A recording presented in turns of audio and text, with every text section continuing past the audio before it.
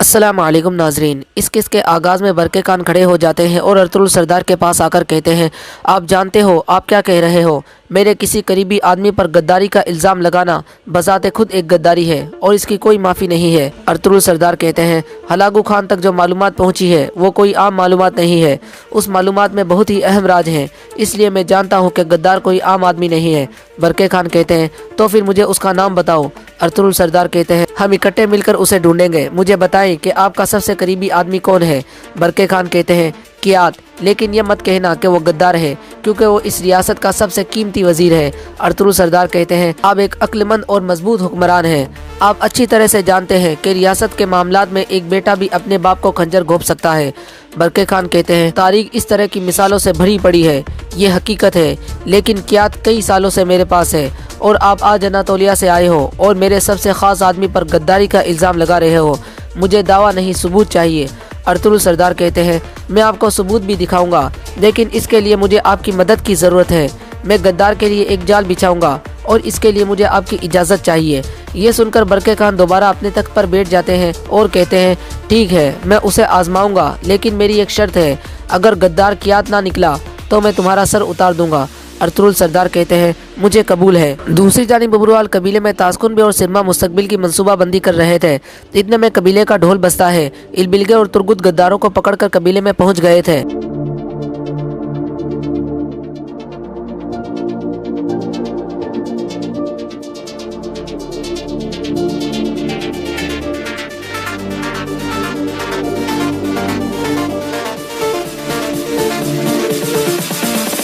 फिर तास्कुन बे कहता है, क्या है ये, मेरे सिपाही क्यों बंधे हुए हैं? तुर्गुत कहता है, तुम सरदारी से लुत्फ अंदोज हो रहे हो, लेकिन अपने ही लोगों को नहीं जानते, ये गद्दार हैं।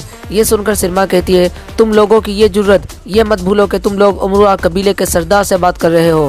फिर इलबिलगे कहती है, ये हम अंदर ओताक में देखेंगे कि कौन क्या है। सिरमा, जिरगे के तमाम आदमी ओताक में आ जाएं, अब सच सामने आने का वक्त आ गया है।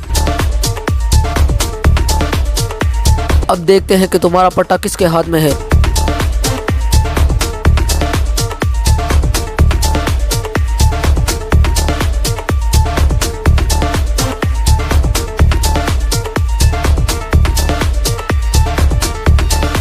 दूसरी तरफ बरके खान के खेमे के बाहर कियात बहुत बेचैन था और बार बार खेमे की तरफ देख रहा था। अंदर अर्तुगरुल सरदार मंसूबे के बारे में बता रहे थे। थोड़ी देर बाद अर्तुगरुल सरदार बाहर आ जाते हैं और अपने हथियार वापस लेकर आगे बढ़ने लगते हैं। इतने में कियात कहता है, मैं उम्मीद करता हूँ कि आपने हमारे खान का वक्त ज़ाया नहीं किया होगा अर्तुगरुल सरदार। अर्तुगरुल सरदार कहते हैं, अगर बरके खान ने तुम्हें बताया तो तुम्हें खुद समझ आ जाएगी। इसके बाद कियात दोबारा बरके खान के खेमे में पहुंच जाता है। बरके खान दूसरी तरफ मुंह करके खड़े थे। कियात पूछता है, मेरे खान, अर्तुगरुल ने आपको क्या बताया? बरके खान कहते हैं, वो एक ही बात दोहरा रहा था कि हमारे अंदर एक गद्दार है। कियात कहता है, क्या उसने गद्दार का नाम बताया खान? ये कहकर कियात अपना हाथ खंजर पर रख लेता है और आहिस्ता आहिस्ता आगे बढ़ने लगता है। इतने में बरके खान कहते हैं, उसने नाम नहीं बताया। ये सुनकर कियात रुक जाता है। फिर बरके खान कहते हैं, लेकिन वो अनातोलिया पहुंचने के बाद इस बात को साबित कर देगा। कियात कहता है, तो फिर अर्तुगरुल के अनातोलिया पहुंचने के बाद गद्दार बेनकाब हो जाएगा, तो फिर मैं कश्ती का इंतजाम करता हूँ ताकि वो जल्द से जल्द हमें गद्दार का नाम बता सकें। बरके खान कहते हैं, वो आम रास्ते से नहीं जाएंगे, वो मशरिक की तरफ खुफिया रास्ता इस्तेमाल करेंगे, तुम उस हिसाब से इंतजाम करो। कियात कहता है, जिसे आपका हुक्म खान। दूसरी तरफ उमरुआ कबीले में सब लोग ओताक में पहुंच चुके थे। इलबिलगे तेमुगे को कहती है, अब बोलो तुम्हारा मंसूबा क्या है? तेमुगे कहता है, मैं कुछ भी नहीं जानता। इलबिलगे कहती है, तो फिर सिरमा खातून से तुम क्यों मिले थे? तुम भिखारी के भेष में क्यों आए थे हमारे कबीले में? तुर्गुत कहता है, तुम उमरुआ के सिपाही नहीं हो, सच बताओ कि तुमने सिरमा खातून से सिपाही क्यों मांगे थे? ये सुनकर सिरमा परेशान हो जाती है। फिर तुर्गुत तेमुगे को पकड़कर खड़ा कर देता है और कहता है, तुमने इसलिए सिपाही मांगे थे ताकि बरके खान वाला सोना वापस ले सको। फिर तेमुगे कहता है, हमने सिरमा खातून को सोना देने का वादा किया था। ये सुनकर सब चौंक जाते हैं। इलबिलगे कहती है, क्या तुम तास्कुन बे के साथ राब्ते में थे? इतने में तास्कुन बे कहता है, मेरा इस आदमी से क्या ताल्लुक, मैं इसे अभी मारता हूँ। तुर्गुत उसे रोक लेता है। इसके बाद तेमुगे सारी सच्चाई सबके सामने बता देता है और ये भी कि तास्कुन हमारे सोने की वजह से सरदार बना था। दूसरी तरफ कियात एक बार फिर अरिक बुका के पास पहुंच जाता है और उसे बताता है कि अर्तुरुल आम रास्ते से वापस नहीं जाएगा, बल्कि वो मशरिक की तरफ से एक खुफिया रास्ते से जाएगा। तुम उसी रास्ते पर उसका खात्मा कर देना। दूसरी तरफ उमरुआ कबीले में इलबिल के जिरगे के आदमियों से पूछती है, क्या सिरमा ने तुम्हें सोना दिया या नहीं? ये सुनकर एक आदमी सोना निकाल कर कहता है, हमें ये दिया गया था, लेकिन हम नहीं जानते थे कि ये मंगोलों का है। हम शर्मिंदा हैं, हमें माफ कर दें। इतने में बाकी आदमी भी सोने की थैलियां नीचे फेंक देते हैं।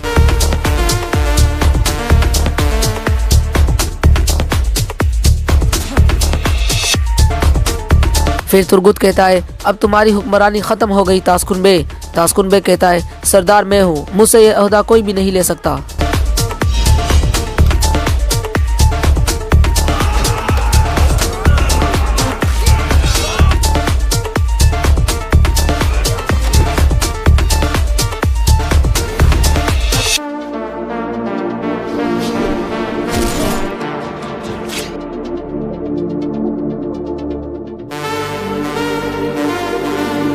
दूसरी तरफ अर्तुरुल सरदार अपने सिपाहियों के साथ वापसी की तरफ जा रहे थे कि इतने में उन पर हमला हो जाता है।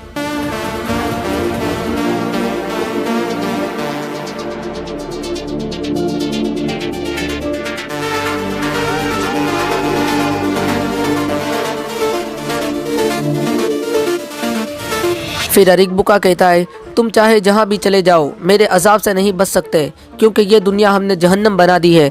अर्तुरुल सरदार कहते हैं, असल में तुम जहन्नम में गिर गए हो।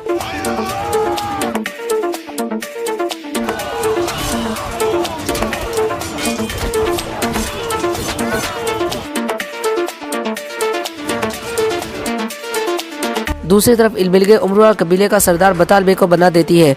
दूसरी जानिब लड़ाई जारी थी।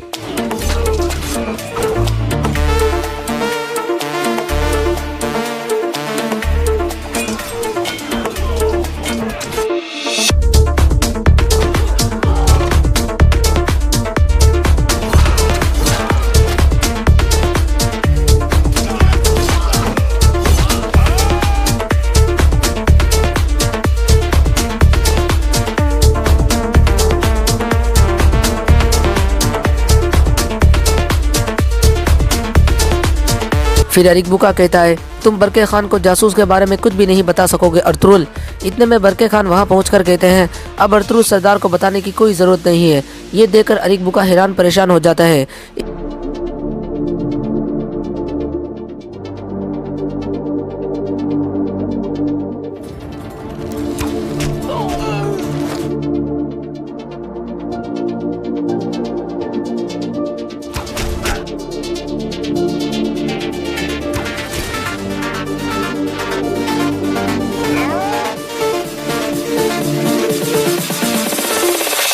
इसके बाद अर्तुरुल सरदार के जहन में वो ख्याल आता है जिसमें वो बरके खान को इस मंसूबे के बारे में बता रहे थे।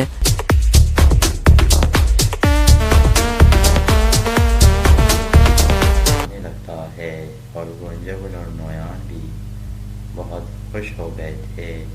दूसरी तरफ मेहमान खाने में सुगरतकिन पहुंच जाता है और उसे सिपाही एक तरफ ले जाता है और वो सादुद्दीन का इंतज़ार करने लगता है। इतने में कौबैक एक तरफ से निकल कर आ जाता है और सुगरतकिन को खुशामदीद कहता है और फिर कहता है कि सल्जूक सल्तनत जो है वो टुकड़े टुकड़े होकर बिखर गई है। याद रखो, इसकी वजह से मेरा दिल खून के आंसू रोता है। सुगरतकिन, तुम लोगों को कोई एहसास भी है क्या? एक भाई को हमेशा दूसरे भाई के साथ खड़ा होना चाहिए ताकि हमारी रियासत हमेशा की तरह मुस्तहकम रह सके।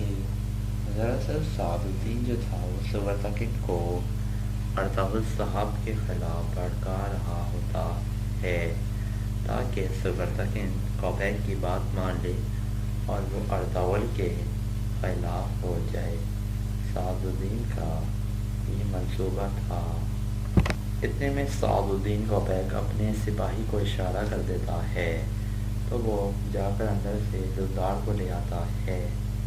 सुगरतकिन उसे देखकर बहुत हैरान होता है कि ये कौन लड़का है। वो सादुद्दीन से बताता है सुगरतकिन, ये तुम्हारा भाई है दुंदार। ये सुनकर सादुद्दीन का दोस्त सुगरतकिन चौंक जाता है।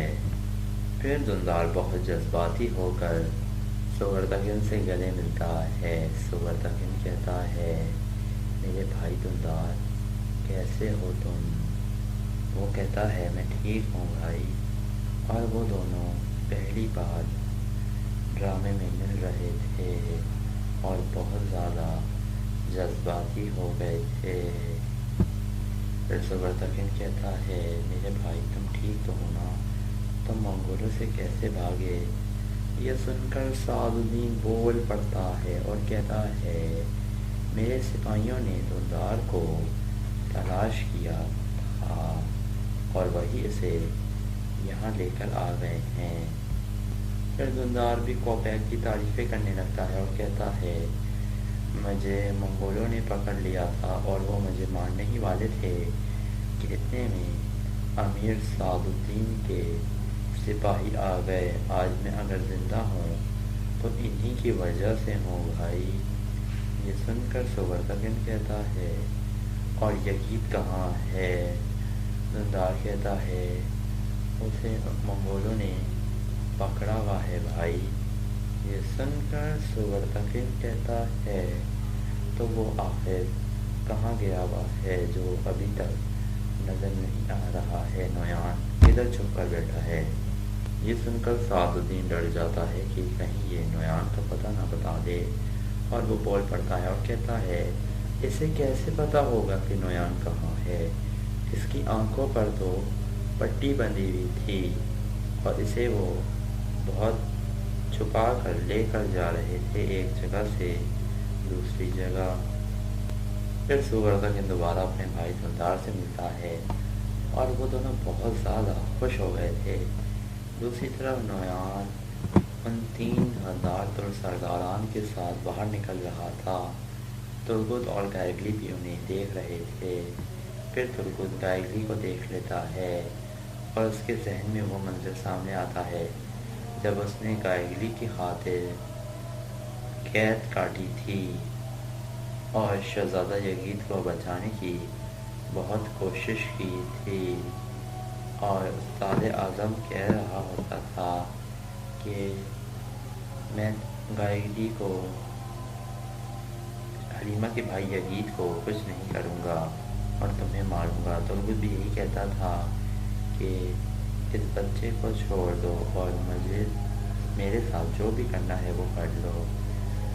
और तुर्गुत को यही ख्यालात आ रहे होते हैं कि आखिरकार ये छोटा बच्चा शहज़ादा यगीद ऐसा कैसे कर सकता है, क्योंकि तुर्गुत ने इसके लिए बहुत सी मुश्किलात काटी थीं और तुर्गुत ने इसकी जान बचाने की अपनी पूरी कोशिश की थी। फिर नोयान और गुंजागुल अपने सिपाहियों के साथ आगे बढ़ रहे थे और शहज़ादा यगीद भी उन्हें अलविदा कह रहा था तुर्क सरदारान को।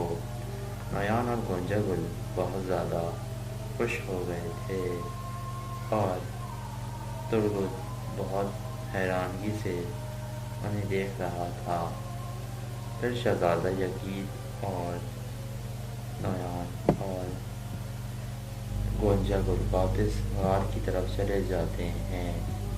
फिर तुर्गुत कहता है, गायगली फ़ौरन कबीले जाओ और अर्ताउल भाई को आगाह करो।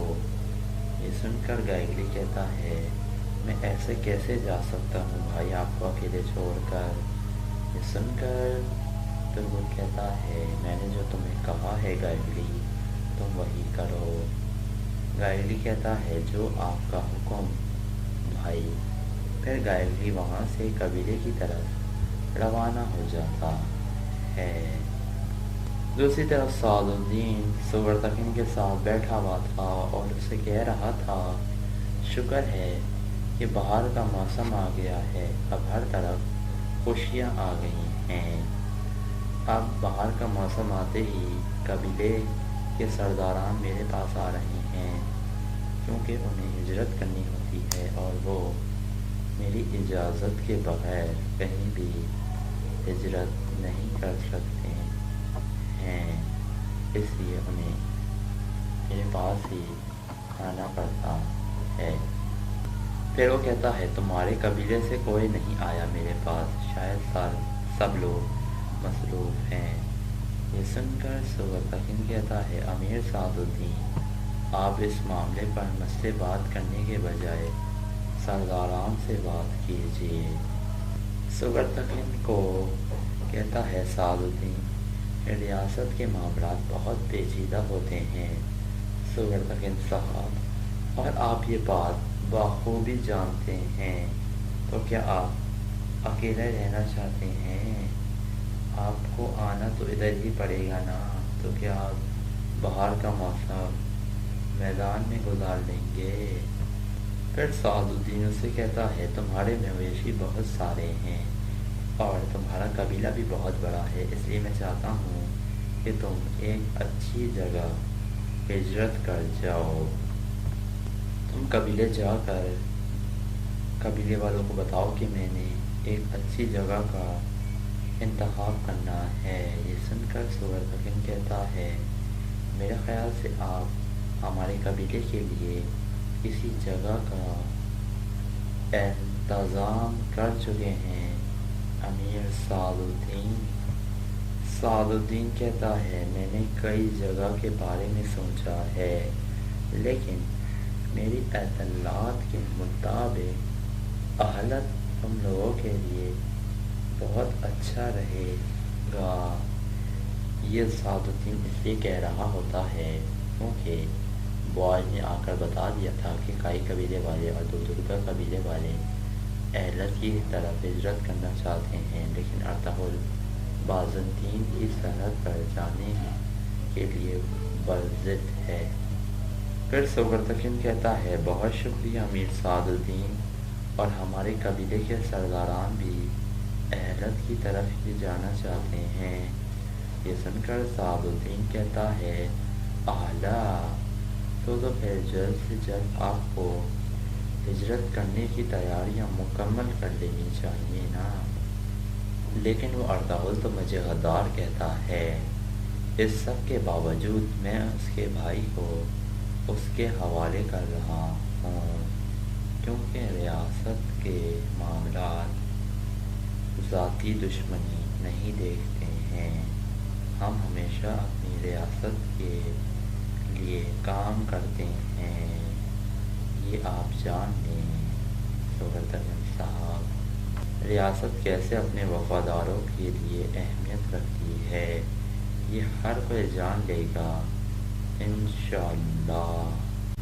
بندوقدوست صاحب اور حائمہ خاتون کو میرا سلام کہیے گا سورتکین صاحب۔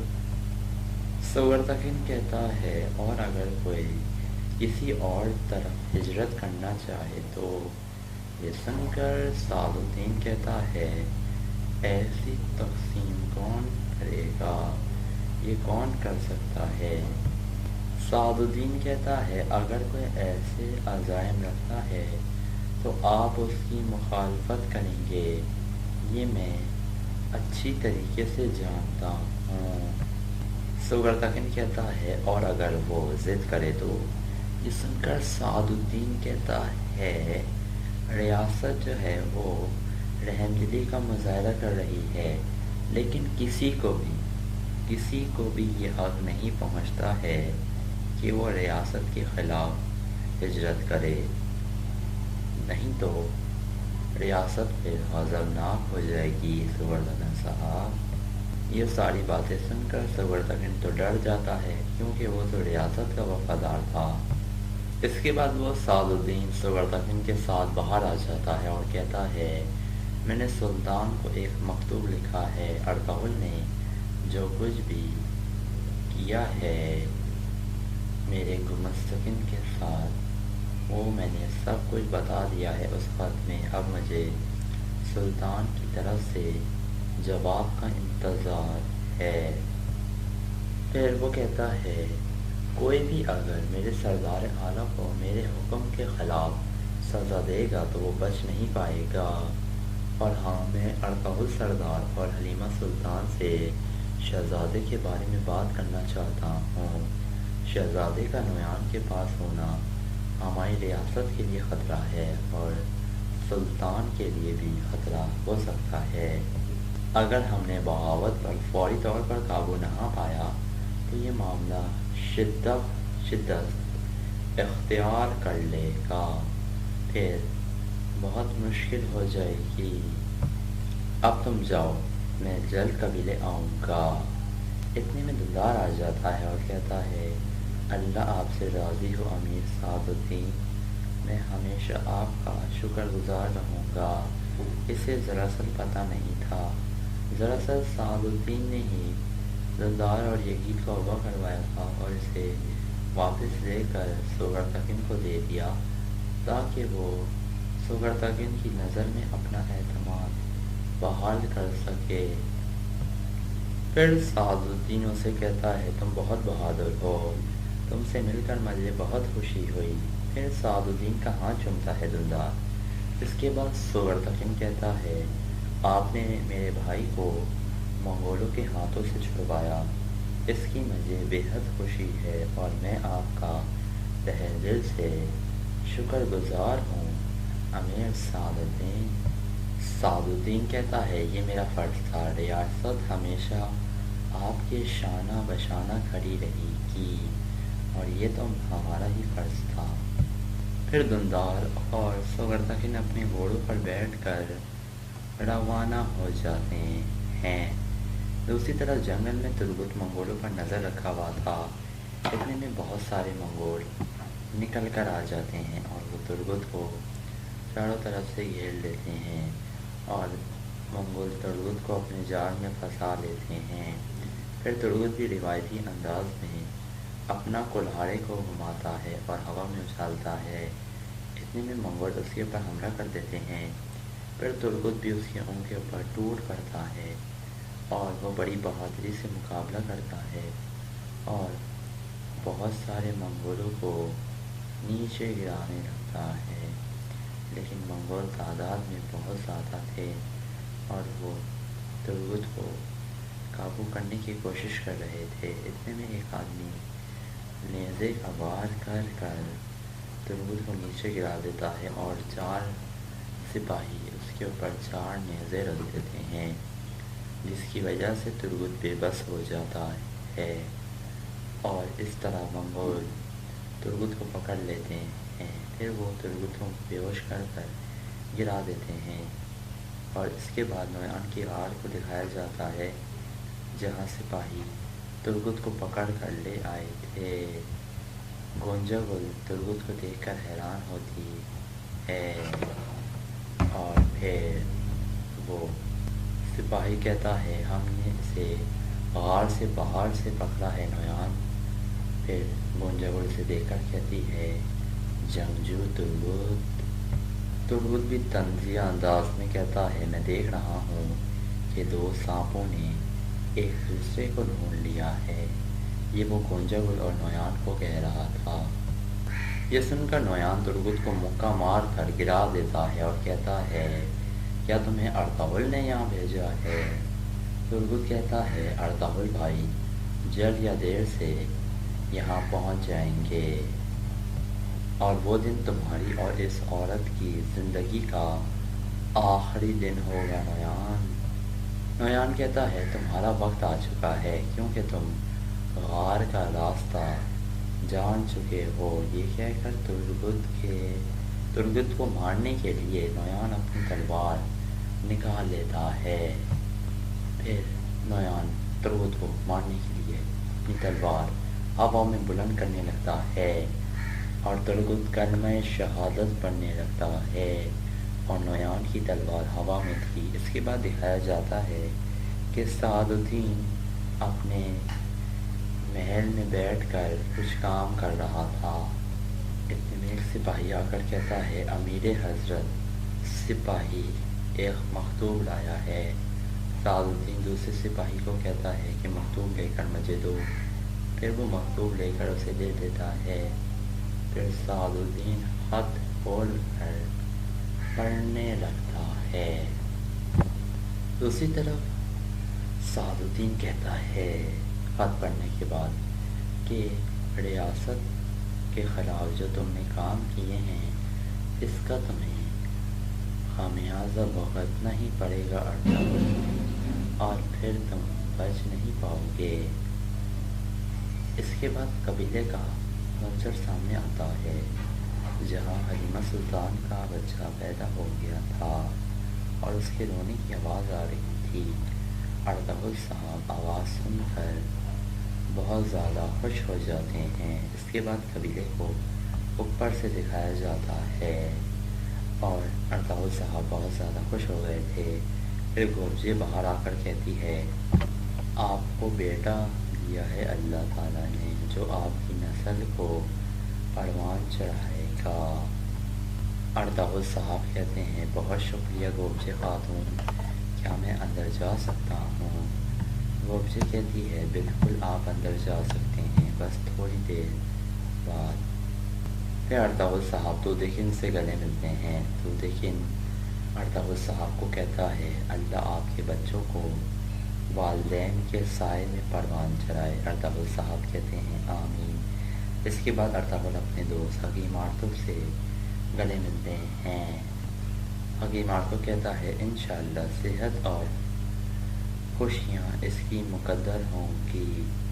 ارطغرل صاحب کہتے ہیں بہت شکریہ آرتور بھائی، بہت شکریہ۔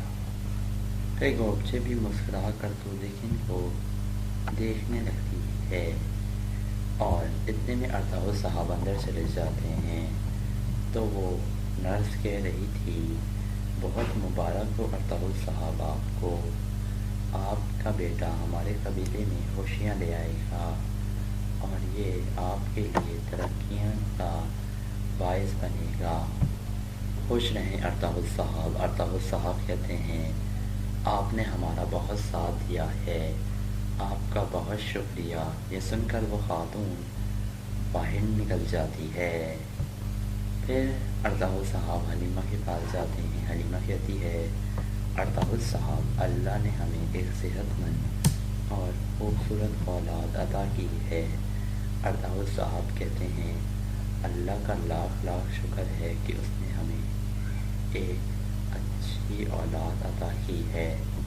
پھر سلجان ارطغرل صاحب کے بیٹے کو اٹھا لیتی ہے۔ ارطغرل صاحب بھی کھڑے ہو کر اس کی طرف بڑھتے ہیں۔ پھر سلجان کہتی ہے اوطاق میں آخری دفعہ دھندار کی آواز گونجی تھی ارطغرل بھائی، آج اتنے عرصے بعد ایک دفعہ پھر یہ آواز گونجنے کو ہمیں سنائی دی کہ بچے کی آواز، جو بچے نے رویا۔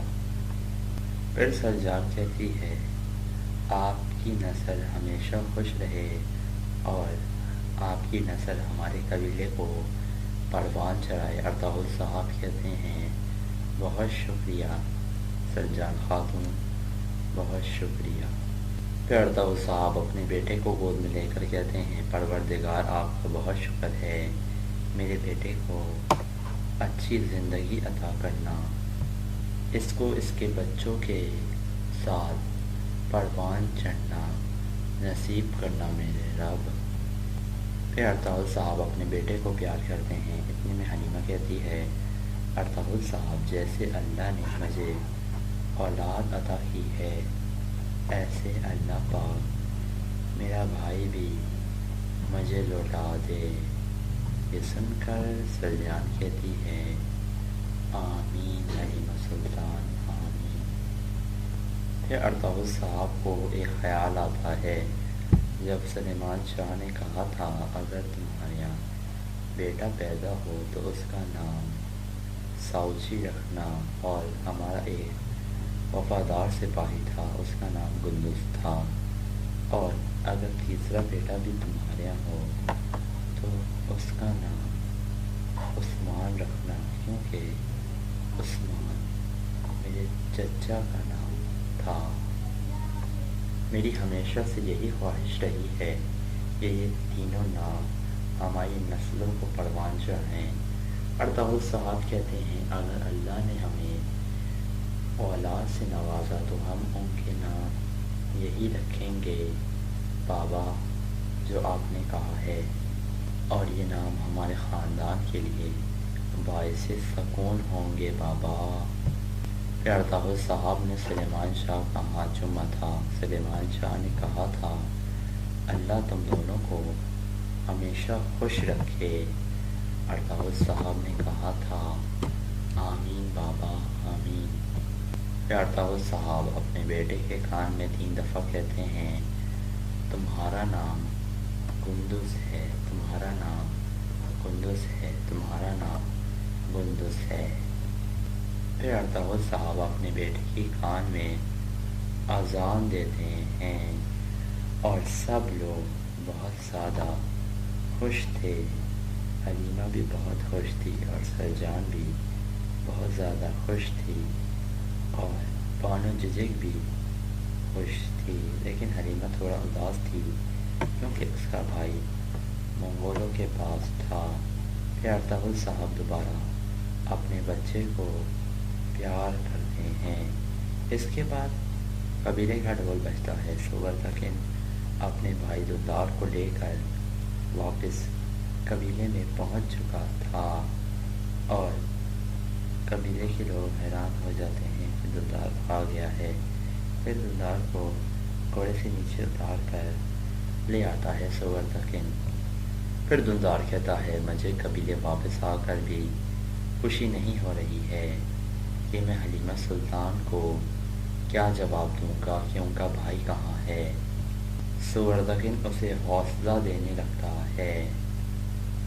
دوسری طرف مرکزی خیمے میں لیکن گوبجے اور حکیم آتو کھڑے ہوئے تھے۔ اتنے میں ارطغرل صاحب اپنے بیٹے کو لے کر وہاں آ جاتے ہیں اور کہتے ہیں اس کا نام میں نے گندز رکھا ہے۔ حکیم آتو کہتا ہے ماشاءاللہ بہت اچھا نام ہے۔ پھر لیکن کہتا ہے انشاءاللہ گندز بھی آپ کی طرح بہادر اور نڈر جنگجو بنے گا انشاءاللہ۔ گوبچے کہتی ہے انشاءاللہ اس کی خوشی سے آپ بہت خوش ہوں گے ارطغرل صاحب۔ ارطغرل صاحب کہتے ہیں بہت شکریہ تو لیکن سردار اور بہت شکریہ گوبچے خاتون، انشاءاللہ تمہارا اولاد بھی بہت جلد تمہاری بچے کی خوشی سے جگمگائے گا انشاءاللہ۔ تو لیکن کہتا ہے انشاءاللہ۔ پھر وہ گوبجے کی طرف دیکھ کر مسکراتا ہے۔ گوبجے بھی مسکرانے لگتی ہے۔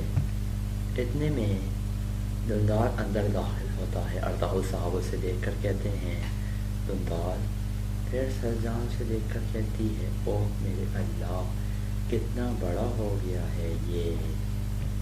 پھر دلدار بھی کہتا ہے بھائی۔ پھر وہ ارطغرل صاحب سے گلے ملتا ہے۔ ارطغرل صاحب کہتے ہیں اللہ کا لاکھ لاکھ شکر ہے کہ اللہ نے مجھے اولاد کی نعمت سے نوازا اور میرا بھائی دلدار بھی مجھے واپس لوٹا دیا۔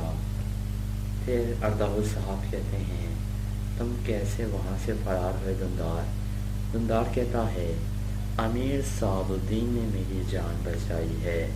یہ سن کر ارطغرل صاحب حیران ہو جاتے ہیں اور لیکن گوبچے، حکیم آتو، سرجان سب لوگ حیران تھے کہ ایسا کیسے ہو سکتا ہے، اور یہ سن کر ارطغرل صاحب سوچنے لگتے ہیں۔ دوسری طرف نویان ابھی تک تربت پر تلوار تانا ہوا تھا اور اسے مارنے کے لیے اپنی تلوار ہوا میں بلند کر چکا تھا۔ اتنے میں شہزادہ یزید آتا ہے اور کہتا ہے رک جاؤ۔ یہ سن کر نویان غصے میں آ جاتا ہے اور کہتا ہے شہزادہ یزید کہتا ہے رک جاؤ، میں سلطان کی حیثیت سے تمہیں حکم دیتا ہوں کہ اس کی سزا فوری طور پر روک دو۔ نویان کہتا ہے مگر شہزادہ یزید کہتا ہے تم یہ مت بولو نویان کہ تم میرے حکم کے تابع ہو۔ ایسا ہی ہے نا گنجا گل خاتون؟ گنجا گل بھی آنکھ میں سر ہلاتی ہے اور کہتی ہے بالکل سلطان، جیسے آپ کا حکم۔ پھر وہ نویان کو اشارہ کرتی ہے۔ پھر شہزادہ یزید نویان کو تانا دیتے ہوئے کہتا ہے تمہارے 50 سپاہی بھی مل کر ترگت کو ہرا نہیں سکتے ہیں، تربت جیسے سپاہی کو میں اپنی خدمت پر معمول کرنا چاہتا ہوں، بالکل ایسے ہی جیسے میں تم جیسے بہادر کو اپنے ساتھ رکھنا چاہتا ہوں۔ یہ سن کر نویان اپنی تلوار ہٹا لیتا ہے اور کہتا ہے، بالکل میری تلوار آپ کے حکم کے مطابق ہی چلے گی میرے سلطان۔ پھر گونجا گل بھی کہتی ہے، ہمارے سلطان حق پر ہیں، اگر تربت ہماری بات مان لے تو یہ ہمارے لیے اور سلطان کے لیے بہت فائدہ مند ثابت ہو سکتا ہے۔ شہزادہ یزید کہتا ہے، تربت جیسے بہادر کو میرے لشکر میں شامل ہونا چاہیے، اگر یہ شامل نہیں ہوا تو میں خود اس کی سزا کا فیصلہ کروں گا۔ سمجھ گئے تم نویان؟ تربت کہتا ہے، جو کرنا ہے ابھی کرو، میں لعنت بھیجتا ہوں تم پر اور تمہیں استعمال کرنے والوں پر۔ جہنم میں جاؤ گے تم سب۔ ارطغرل بھائی اور حلیمہ سلطان کا سر جھکا دیا ہے تم دونوں نے، شرم آنی چاہیے تمہیں شہزادے۔ شہزادہ یزید کہتا ہے، سپاہیوں اسے لے جا کر باندھ دو، جب اس کا غصہ ٹھنڈا ہو جائے گا تو میں خود اس سے بات کروں گا۔ سپاہی تربت کو لے کر چل پڑتے ہیں۔ پھر گونجا گل شہزادے سے کہتی ہے، جو مکتوب آپ کو قبیلے بھیجنا ہے وہ آپ نے لکھ لیا ہے۔ یہ سن کر شہزادہ یزید گونجا گل کو ایک خط دے کر چلے جاتا ہے۔ گونجا گل خط کھول کر پڑھنے لگتی ہے۔ پھر گونجا گل کہتی ہے خط پڑھنے کے بعد کہ یہ مکتوب ہمارے منصوبے کے عین مطابق ہے۔ اب دیکھتے ہیں کہ سردار اس مکتوب کو دیکھنے کے بعد کیا کریں گے۔ ابھی ہمیں بہت کچھ برداشت کرنا پڑے گا نویان۔ نویان کہتا ہے، یہ مکتوب اس آدمی کو دے دو، وہ یہ مکتوب قبیلے میں ارطغرل تک پہنچا دے گا۔ گونجا گل بھی رضامند ہو جاتی ہے اور ہاں میں سر ہلا دیتی ہے۔ اس کے بعد قبیلے کا منظر سامنے آتا ہے۔ دلدار حلیمہ کو بتا رہا تھا کہ ہم دونوں کے ہاتھ بندھے ہوئے تھے۔ جب آخری دفعہ سپاہی اسے لے کر جا رہے تھے تو میں نے اسے دیکھا تھا، بہت چلا رہا تھا یزید، اس کی آواز میرے کان میں بھی ابھی تک گونج رہی ہے۔ حلیمہ کہتی ہے، یزید کو ان لوگوں نے کیوں رکھا ہے دلدار؟ کیا چاہتے ہیں وہ یزید سے؟ دلدار کہتا ہے، نویان کا یزید کو مارنے کا کوئی ارادہ نہیں ہے حلیمہ سلطان، آپ تسلی رکھیے، یقین کیجیے یزید زندہ ہے۔ حلیمہ کہتی ہے، تم اتنی یقین سے کیسے کہہ سکتے ہو دلدار؟ یہ سن کر دلدار چپ ہو جاتا ہے۔ یہ سن کر حلیمہ کہتی ہے، کیا ہوا دلدار، تم چپ کیوں ہو گئے؟ میری سوال کا تو جواب دو۔ دلدار کہتا ہے، ان کی باتیں جب میں نے آخری دفعہ سنی تھیں تو وہ شہزادہ یزید کے لیے ایک ضیافت کا انتظام کر رہے تھے۔ پھر سہراب کہتا ہے، دلدار صحیح کہہ رہا ہے حلیمہ سلطان، ان کا مقصد کچھ اور ہے۔ تو لیکن کہتا ہے، جیسا کہ ارطغرل بھائی نے کہا کہ وہ شہزادے کو اپنے مقصد کے لیے استعمال کرنا چاہتے ہیں۔ ارطغرل صاحب کہتے ہیں، یزید کبھی بھی ایسا نہیں ہونے دے گا۔ اتنے میں گوبچے باہر آتی ہے اور کہتی ہے، گندز کو شاید بھوک لگی ہے حلیمہ، آپ آ کر اسے دیکھ لیں۔ یہ سن کر حلیمہ چل پڑتی ہے۔ دوسری طرف سہراب کہہ رہا تھا، اوقتائش کی فوج سے نکالے جانے والا لشکر ایسا کھیل کیسے کھیل سکتا ہے ارطغرل؟ شہزادے کو استعمال کرنے کی طاقت کیسے کی اس نے؟ آخر کون ہے اس کے پیچھے؟ ہر حالت میں مجھے اس کا پتہ لگوانا ہوگا۔ ارطغرل صاحب کہتے ہیں، نویان کے پیچھے کس کا ہاتھ ہے؟ آپ کو ابھی تک یہ نظر نہیں آ رہا ہے بھائی؟ تو لیکن کہتا ہے، امیر سعد الدین۔ دلدار کہتا ہے، یہ آپ کیا کہہ رہے ہیں؟ تو لیکن بھائی، انہوں نے ہی تو میری جان بچائی ہے منگولوں سے۔ سہراب کہتا ہے، کیا آپ بھی ارطغرل کی طرح سوچنے لگے ہیں؟ تو لیکن سردار تو لیکن کہتا ہے، مل کر تربت کو ہرا نہیں سکتے ہیں۔ تربت جیسے سپاہی کو میں اپنی خدمت پر معمول کرنا چاہتا ہوں، بالکل ایسے ہی جیسے میں تم جیسے بہادر کو اپنے ساتھ رکھنا چاہتا ہوں۔ یہ سن کر نویان اپنی تلوار ہٹا لیتا ہے اور کہتا ہے، بالکل میری تلوار آپ کے حکم کے مطابق ہی چلے گی میرے سلطان۔ پھر گونجا گل بھی کہتی ہے ہمارے سلطان حق پر ہیں، اگر تربت ہماری بات مان لے تو یہ ہمارے لیے اور سلطان کے لیے بہت فائدہ مند ثابت ہو سکتا ہے۔ شہزادہ یزید کہتا ہے تربت جیسے بہادر کو میرے لشکر میں شامل ہونا چاہیے، اگر یہ شامل نہیں ہوا تو میں خود اس کی سزا کا فیصلہ کروں گا۔ سمجھ گئے تم نویان؟ تربت کہتا ہے جو کرنا ہے ابھی کرو، میں لعنت بھیجتا ہوں تم پر اور تمہیں استعمال کرنے والوں پر، جہنم میں جاؤ گے تم سب۔ ارطغرل بھائی اور حلیمہ سلطان کا سر جھکا دیا ہے تم دونوں نے، شرم آنی چاہیے تمہیں شہزادے۔ شہزادہ یزید کہتا ہے سپاہیوں اسے لے جا کر باندھ دو، جب اس کا غصہ ٹھنڈا ہو جائے گا تو میں خود اس سے بات کروں گا۔ سپاہی تربت کو لے کر چل پڑتے ہیں۔ پھر گونجا گل شہزادے سے کہتی ہے جو مکتوب آپ کو قبیلے بھیجنا ہے وہ آپ نے لکھ لیا ہے۔ یہ سن کر شہزادہ یزید گونجا گل کو ایک خط دے کر چلے جاتا ہے۔ گونجا گل خط کھول کر پڑھنے لگتی ہے۔ پھر گونجا گل کہتی ہے خط پڑھنے کے بعد کہ یہ مکتوب ہمارے منصوبے کے عین مطابق ہے۔ اب دیکھتے ہیں کہ سردار اس مکتوب کو دیکھنے کے بعد کیا کریں گے۔ ابھی ہمیں بہت کچھ برداشت کرنا پڑے گا نویان۔ نویان کہتا ہے یہ مکتوب اس آدمی کو دے دو، وہ یہ مکتوب قبیلے میں ارطغرل تک پہنچا دے گا۔ گونجا گل بھی رضامند ہو جاتی ہے اور ہاں میں سر ہلا دیتی ہے۔ اس کے بعد قبیلے کا منظر سامنے آتا ہے۔ دلدار حلیمہ کو بتا رہا تھا کہ ہم دونوں کے ہاتھ بندھے ہوئے تھے، جب آخری دفعہ سپاہی اسے لے کر جا رہے تھے تو میں نے اسے دیکھا تھا، بہت چلا رہا تھا یزید، اس کی آواز میرے کان میں بھی ابھی تک گونج رہی ہے۔ حلیمہ کہتی ہے یزید کو ان لوگوں نے کیوں رکھا ہے دلدار، کیا چاہتے ہیں وہ یزید سے؟